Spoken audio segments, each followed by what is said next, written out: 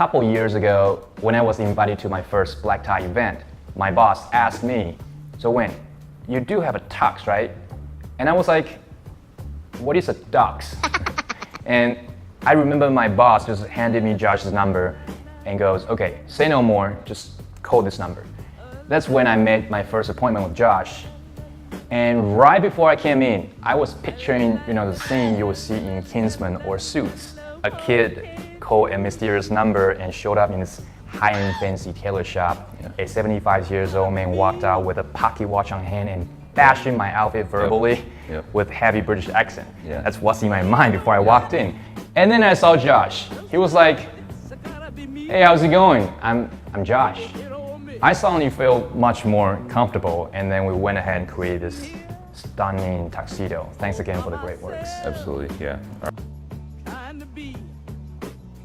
One rookie mistake is people wear suit and tie into a black tie event. Yes, all right, important. So that's a huge no-no. You don't want to wear a black suit just because you hear black tie. And also another big mistake is people think that black tie literally means black tie. Right. And actually it means a bow tie. Right. And that's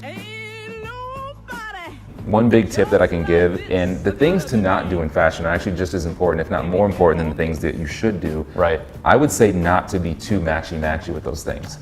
When you go to some stores that sell, let's call it some lower priced items, they tend to match a pocket square and a tie that they're identical. Right. You don't want to do that. There's no depth in that. Like I was saying, in your style and trying to find something that feels authentic to you. I think what's important is to start to understand the framework of what made menswear great in the first place, right? There's certain rules that kind of go with suiting, or understand what makes a good suit, how to wear those basic elements. And then I think you kind of focus in on the foundational pieces, really interchangeable stuff, tonal colors, neutrals.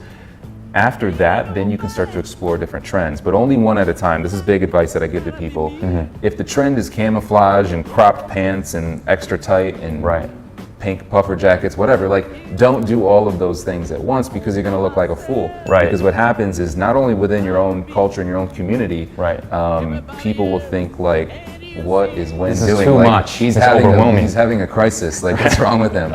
However, if you stick with the classics and maybe you only try one trend at once, take that out and you can see if you go get compliments and you can see how you feel, and then you know that's the kind of thing that you can adopt into your style. And I think if you work slowly and methodically about building your style and see what's important to you and what feels good to you, then you're going to be able to find your own lane. Because think about this, the best dressed people are the people that look like they didn't try that hard, right? And there's a type of not trying that does not look good. But I think you don't want to be trying too hard either. That's right. You don't want to look like anything was forced, and that's where it becomes to not feel authentic, because you can tell when someone is really, really forcing it or really trying too hard. And the trick, again, that goes back to what feels like me. What's going to make me feel like I can just own this. Right.